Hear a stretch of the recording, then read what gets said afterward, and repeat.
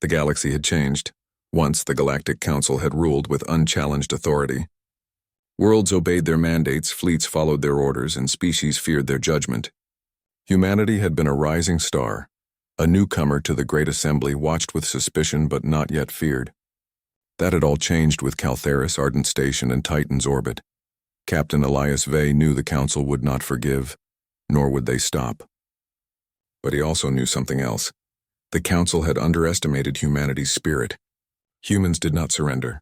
Humans did not beg. Humans fought, adapted, and endured. The hidden fleet moved swiftly through the outer systems. Each jump carried supplies, reinforcements, and intelligence.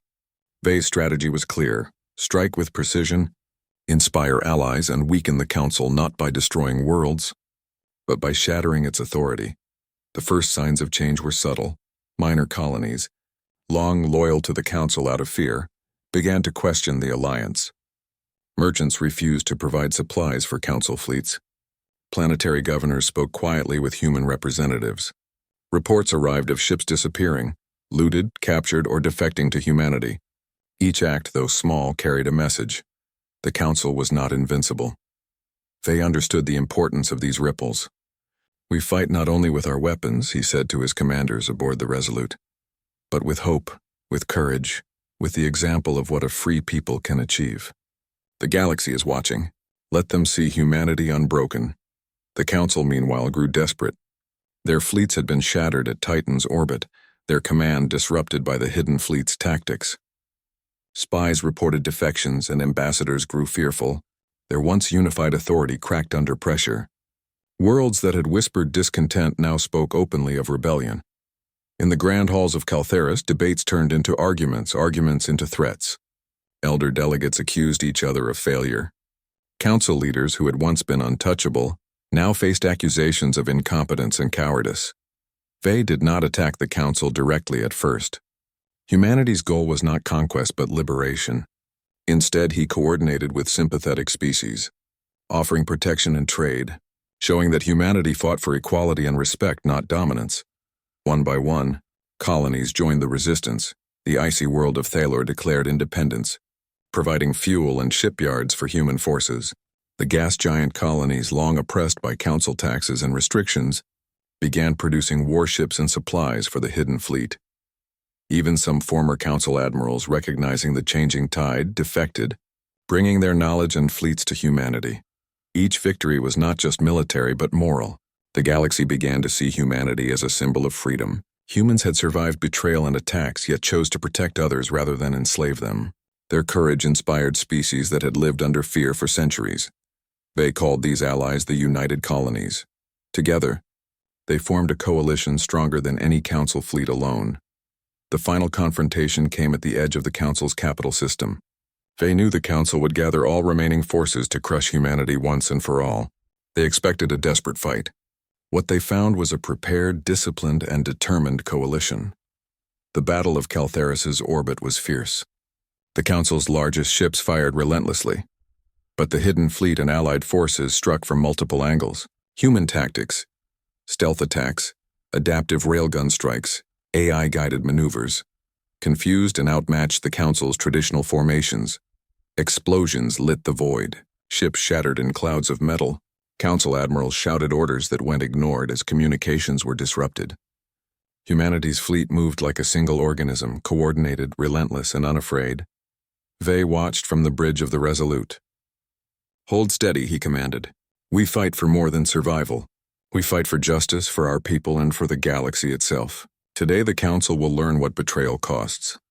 The tipping point came when the flagship of the Council, Eternal Dominion, was surrounded by stealth units. Railguns fired simultaneously from multiple directions, and energy beams tore through the ship's shields. Its bridge erupted in fire. Orders ceased. The symbol of the Council's power was gone. One by one, other Council ships surrendered or fled.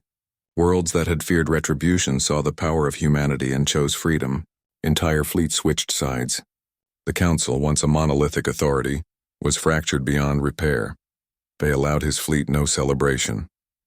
There was still work to be done, ensuring that the collapse of the Council would not lead to chaos. After the battle, They addressed the galaxy via communication networks that reached every allied and neutral world.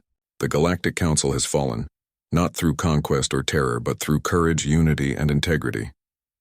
Humanity has survived betrayal and attack, and we extend a hand to all who wish to live as equals. Today we do not conquer. Today we offer peace. His words carried weight. Across star systems, beings who had once feared the Council heard them and understood that a new order was possible. The Council's former worlds began establishing their own governments. Some joined the United Colonies. Others formed independent alliances. Trade, once tightly controlled, became open. Communication between species increased. The galaxy, for the first time in centuries, breathed freely. Humanity emerged as a respected and trusted member of the galactic community. Not because they had crushed their enemies, but because they had shown resilience, ingenuity, and fairness. Vey and his fleet became legends, symbols of what a determined people could achieve when betrayed but unbroken. In the aftermath, Captain Vey stood on the bridge of the Resolute, looking at the stars that stretched endlessly before him. Ships of the hidden fleet moved through space, aiding colonies, delivering supplies, and establishing order. Around him, the crew, tired, scarred, yet proud, worked to rebuild what had been lost. Commander Tan joined him, a quiet smile on her face. "We've done more than survive," she said. "We've changed the galaxy," Vey nodded. "Yes, and we've shown that humanity is not just a rising power. We are a force that will never bow. Betrayal will not break us. It will make us stronger." Every colony, every ship, every soul contributed to this victory. Humanity has earned its place among the stars, not by fear, but by courage. They watched the stars together, silent for a moment. The galaxy was still vast, still dangerous, but full of possibility. Years later, history books across human and alien worlds recorded the events of the Council's fall. The Hidden Fleet was celebrated as the shield of humanity.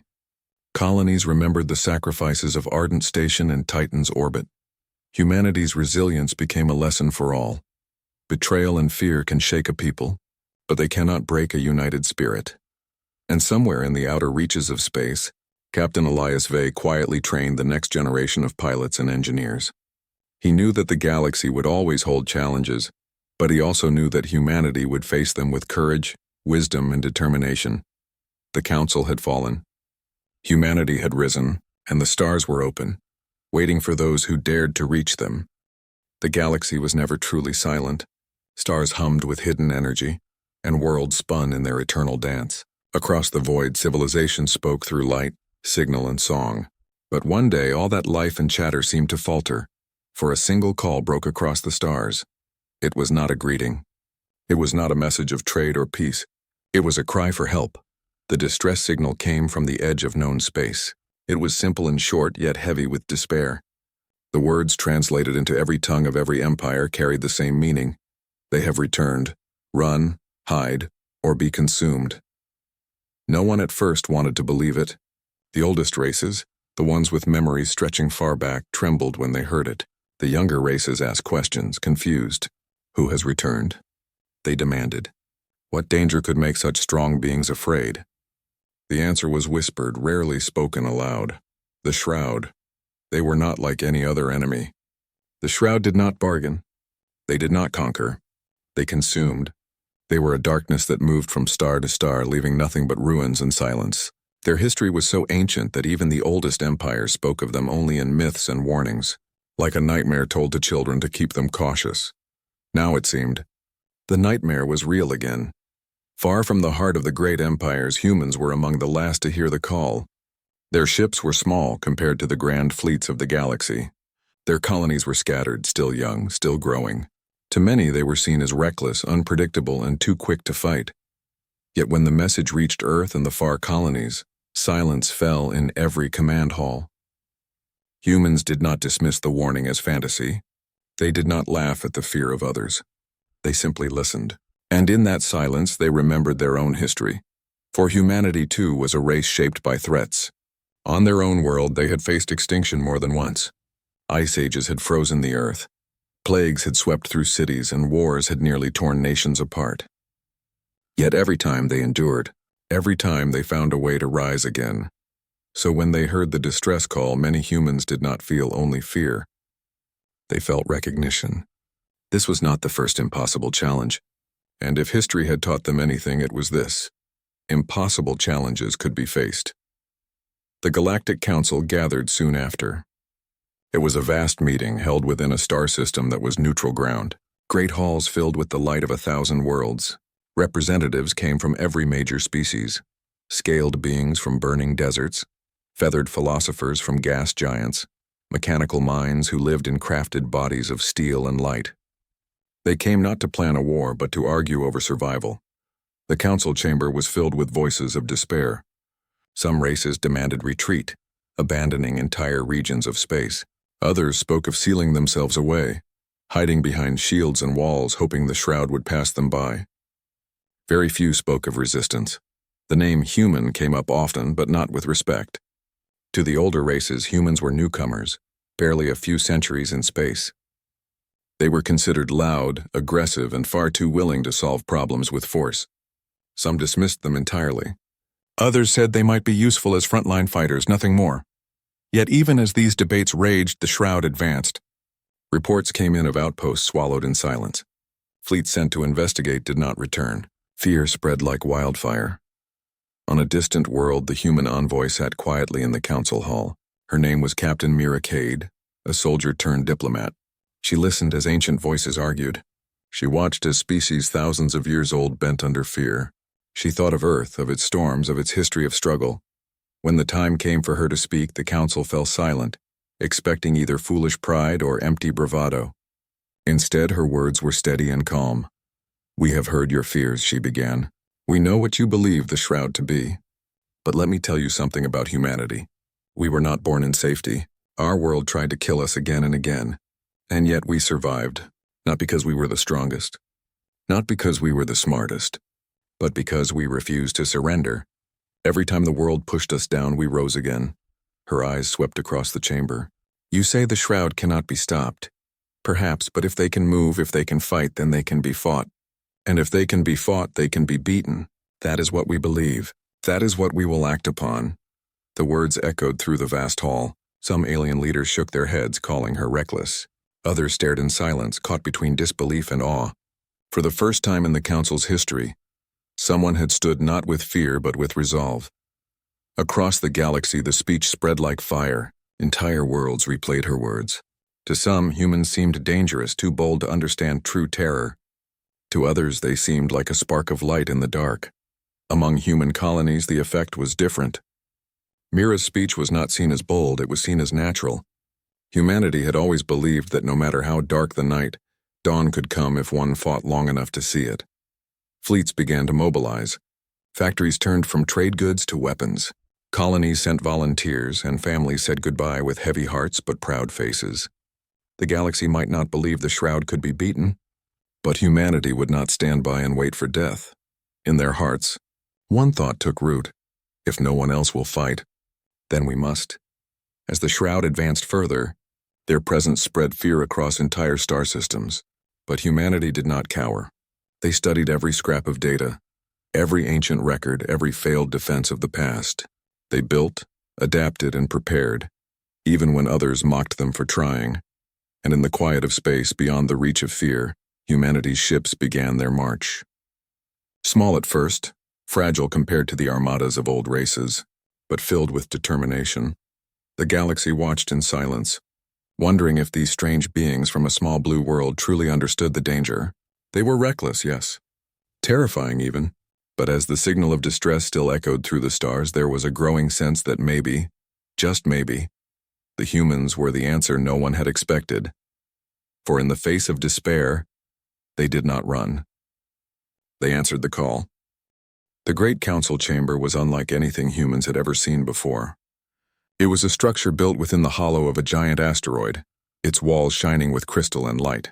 Thousands of seats rose in tiers, each reserved for a different species, empire, or coalition. Voices of every kind filled the air, some deep like thunder, some high and musical, some mechanical and cold. They had gathered because of the shroud. The ancient enemy was no longer a rumor. Entire sectors of space had gone dark, their colonies lost without a trace. Refugees fled in broken ships, whispering of shadows that swallowed entire worlds. The galaxy trembled, but the council was divided. The elder species spoke first. The Trilari, whose bodies were covered in shimmering scales, lifted their tall frames and hissed in fear. "The Shroud cannot be fought," their leader said. "In our records, they have destroyed fleets far greater than anything we can gather today. The only choice is retreat. We must withdraw from the outer stars and seal the inner systems." Murmurs of agreement spread. The Veil, a feathered species of philosophers, nodded solemnly. Their representative adjusted the golden plumes on his head and spoke in a sad musical voice. "We are thinkers, not warriors. Our history tells us the Shroud cannot be reasoned with. But we cannot throw ourselves into a fight that will only bring extinction. We must survive by hiding. That is wisdom." Others followed. Some argued for building walls around their home systems. Some demanded that weaker colonies be abandoned to save resources. A few even suggested surrender, hoping the Shroud might ignore those who did not resist. The council chamber filled with fear, until the voices became a storm of despair. At the edge of the chamber, the human delegation sat quietly. Captain Mira Cade, still wearing her simple Navy uniform, listened with growing unease. Beside her, Admiral Harris leaned forward, his jaw tight. Unlike the others, humans did not seem overwhelmed by the storm of voices. They looked steady. Finally, one of the younger races turned to the humans. The Arath, small insect-like beings, clicked their mandibles nervously. "You are new to this galaxy," their speaker said. "You do not know what the Shroud is. You cannot imagine what they will do.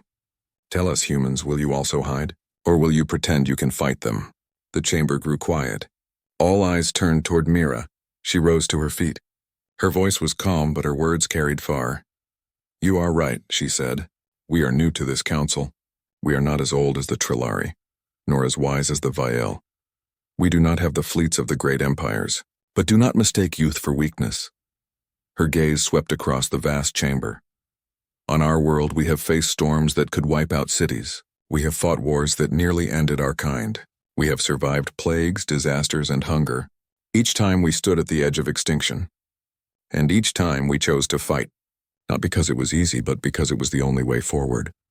The words echoed, carried by the chamber's amplifiers. Some aliens shifted uncomfortably. Others leaned closer. "The Shroud may be powerful," Mira continued. "They may be ancient. But if they can bleed, they can be beaten. If they can destroy, they can also be destroyed. And if no one else will stand, then humanity will." The chamber erupted. Some shouted in disbelief. Others laughed, mocking the boldness. But there were also voices of surprise, even admiration. For the first time, someone had spoken not with fear, but with courage. After the meeting, the council remained divided. The elder races voted for retreat, forming plans to seal their borders. The philosophers and traders announced they would not risk their fleets. Only a handful of minor species expressed quiet support for the humans. Yet even among those who rejected the idea of fighting, Mira's words lingered. They replayed across the networks of countless worlds. Some mocked her speech as reckless. Others whispered that perhaps the humans were right. On human colonies, the reaction was different. Mira's words were carried like a banner of resolve. Families listened with pride. Soldiers volunteered in greater numbers. Shipyards began working day and night, turning freighters into makeshift warships, and miners into soldiers. Admiral Harris gathered his commanders in orbit above Earth. The room was filled with tension, but also with determination. "We may not have the largest fleet," he said, his voice steady, "but we will have the strongest will. The Shroud is coming, and we cannot wait for others to save us. We must prepare." Around the table, the officers nodded. Plans began to form: defensive lines, scouting missions, weapons research. Every resource was counted, every ship assigned. Meanwhile, among the alien empires, fear grew. The Shroud's advance continued, slow but unstoppable. Entire sectors went silent, their stars swallowed by darkness. Refugees told of shadow ships that drifted without light, of worlds covered in strange mist before vanishing completely. Some species accused the humans of arrogance. "They do not understand," the Vial said. "They will be the first to fall." But others wondered. Reports spread of human colonies refusing to abandon their homes, even when the Shroud drew near. Stories told of miners turning drills into weapons, of scientists building strange new defenses, of children learning evacuation drills while their parents worked on ships. And slowly, very slowly, the idea grew. Perhaps the humans were not reckless. Perhaps they were terrifying in their determination. Back at the council, another meeting was called. This time the air was heavier, filled with the knowledge that the Shroud had destroyed yet another fleet. The Trilari leader hissed angrily. "We told you resistance was useless. Another 50 ships are gone. We must retreat further." But one of the minor species stood. The Irath representative clicked nervously before speaking. "We have heard the human words," he said, "and we have watched them prepare. Perhaps they are right. If no one fights, then the Shroud will consume us all. But if someone resists, maybe hope still exists." The chamber filled with argument once again. The majority still refused, but now the humans were no longer alone. The first cracks in fear had appeared. That night, Mira stood on the balcony of the human embassy looking out at the stars. Admiral Harris joined her, his face lit by the glow of distant suns. "They don't believe us," he said quietly. "Not yet," Mira replied. "But they will. When the Shroud arrives, fear will not save them. And when they see us stand, some will stand with us." Harris gave a rare smile. "You sound certain?" Mira's eyes stayed on the stars. "I am. Humanity has always been certain of one thing. When the world turns dark, someone has to light the fire. That someone is us." Across the galaxy, whispers spread. The humans were preparing while others hid. The humans were building while others surrendered. They were reckless, yes. Bold, yes. But they were also something the galaxy had not seen in centuries. They were unafraid to fight. And in the council halls, where fear ruled every voice, a single truth began to take shape. If the galaxy still had hope, it might come not from the oldest races, nor the wisest, nor the strongest. It might come from the newcomers, it might come from humanity. The Shroud moved like a shadow across the stars. Wherever they appeared, silence followed. Colonies that had once glowed with the lights of millions were now dark husks drifting in space. Ships that entered those regions never returned. For most of the galaxy, this was a signal to retreat. For humanity, it was a call to prepare. On Earth, the skies above the oceans filled with ships. Freighters once built for carrying ore now carried weapons. Civilian yards that once made luxury liners now welded armored hulls. Old vessels long retired were pulled from museums and rebuilt with modern systems. Humanity had little time, and so they used everything they had. In the shipyards of Mars, the clang of hammers and the spark of welders lit the night. Engineers worked without rest, driven by determination. Soldiers trained in endless drills, learning how to fight in close quarters, in vacuum, and against overwhelming odds. "Every person counts," Admiral Harris said in one broadcast. "Every tool can be turned into a weapon. Every ship can be made into a fortress. This is how humanity fights, not with perfection, but with resolve." The message spread across colonies and outposts. Farmers on distant worlds sent food to the fleets. Miners volunteered to man gun turrets. Scientists worked day and night, studying ancient records of the Shroud, searching for weaknesses. In orbit above Luna, a massive meeting was held between human commanders. Captain Mira Cade stood at the center table, her expression calm but intense. "The Shroud cannot be faced with numbers alone," she said. "Their fleets are too large. Their technology is too strange. We must fight differently." She tapped a screen showing maps of star systems. "We will not match their size. Instead, we will adapt. Every battle must be on our terms. Every strike must count. If we cannot overpower them, we will outthink them." Some officers hesitated.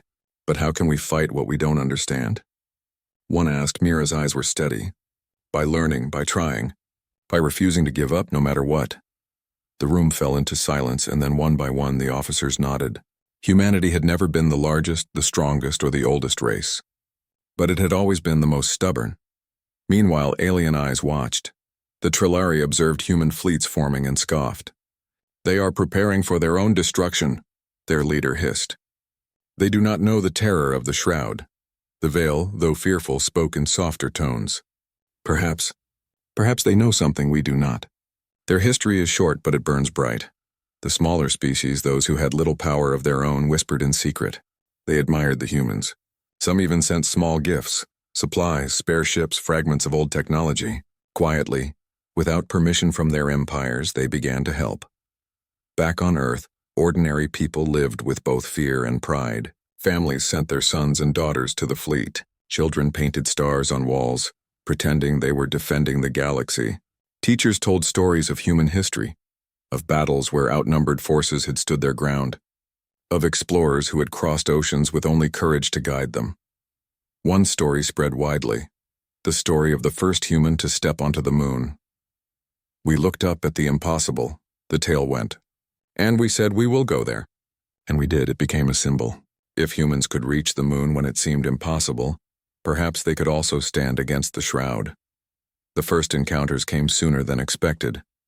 Human scouts reported seeing the edge of the shroud's fleets, dark, mist-covered ships that seemed to drink in the light of nearby stars. They moved silently, without signals, without warning. The galaxy shivered when it heard the news.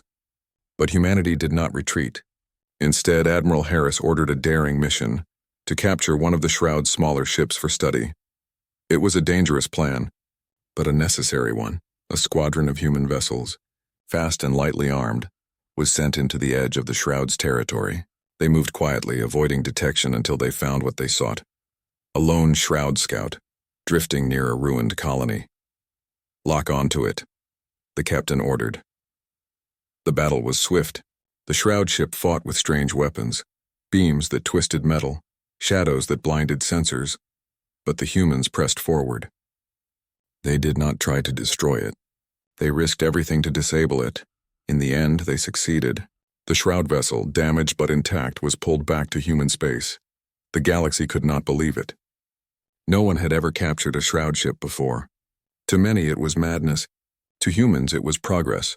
Scientists swarmed over the vessel, studying its strange materials and silent systems. They learned little at first, but even small discoveries gave hope. The shroud was not invincible. It could be damaged. It could be slowed. It could be resisted. Mira watched as the research unfolded. She stood beside the alien Irath envoy, who had secretly supported the mission. "You humans are reckless," the Irath said softly, clicking his mandibles. "You risk everything without knowing the outcome." Mira smiled faintly. "That's how we survive. We don't wait for certainty. We act and we learn." The Irath studied her for a moment, then bowed his head. "Perhaps that is what the galaxy needs." As weeks turned into months, the human fleet grew stronger. Their ships were not as sleek as alien cruisers, nor as vast as Trillari dreadnoughts, but they were unique. Each vessel carried layers of adaptation, modular weapons, rotating defenses, and crews trained to improvise in battle. They called themselves the Terran Defense Fleet, but the galaxy gave them another name, the Terrifying Ones, not because they were cruel, not because they were monsters, but because they were unafraid to fight where others trembled. At the edge of human space, the shroud finally pushed forward. Their ships emerged from the void, endless and dark, like a storm rolling across the stars. Colonies prepared to evacuate, but this time they were not alone. Human fleets were waiting. The first true battle was about to begin. Admiral Harris stood on the bridge of his flagship, the Resolute. Around him, the crew moved with sharp focus. Across the stars, dozens of human ships formed up, ready for the clash. He opened a channel to the fleet. "Today," he said, "we face the darkness that has haunted the galaxy for ages. Others call them unstoppable. Others hide in fear. But we are human. We have faced the impossible before, and we have always endured." His voice grew firm. "If the Shroud wants this galaxy, they will have to go through us, and we will show them that humanity does not break." "Humanity fights," cheers echoed across the comms. The ships pressed forward. In the distant council halls, alien leaders watched the battle unfold on their screens. Some shook their heads, expecting the humans to be destroyed. Others leaned forward, their eyes wide, wondering if perhaps, just perhaps, the Terrifying Ones could do what no one else dared. The galaxy held its breath. Humanity had prepared. Humanity had built. Humanity had turned steel into resolve. Now they would fight. The darkness of deep space stretched endlessly before the human fleet. Stars flickered faintly, barely visible through the shadow that moved across the void. It was an unnatural darkness, cold and silent. The Shroud had arrived. No warnings, no signals. Only the void itself seemed to shift as massive ships, unlike anything the galaxy had seen, emerged from the shadows. They glided forward. Black vessels that drank in light, their shapes twisting and unreadable. Every sensor trembled. Even the most experienced crews whispered that the enemy was impossible to understand. Yet the human fleet did not waver. Captain Mira Cade stood on the bridge of the Resolute, her eyes locked on the dark horizon. The Terran defense fleet formed a line across the stars. Every ship, every weapon, every soldier had been trained for this moment. "We cannot match their size," Mira said quietly, "but we can match their resolve. Remember your training. Remember why you fight. Every shot counts, every maneuver counts, every life counts. We will not flee. We will not break. We will endure." Her words spread across the fleet comms. Thousands of human voices responded in unison, their determination clear. For humanity. The first wave of shroud vessels emerged like specters. Shadows coiled around them, twisting the light from nearby stars. Their weapons fired without warning. Beams of dark energy rippled across space, turning shields to molten metal and tearing ships apart. Human ships reacted instantly. Pilots swerved with precision, firing back with improvised weapons, using small drones to jam the enemy's systems. Every maneuver was calculated, every shot measured. Where alien fleets might have faltered in fear, humans relied on instinct, training, and ingenuity. One small frigate, barely larger than a shuttle, dodged between two massive shroud cruisers. Its crew had adapted its cargo bays to fire rapid energy pulses. The shots hit the hull of a shroud vessel, creating sparks that shimmered across the darkness. For a moment, even the shroud paused as if surprised.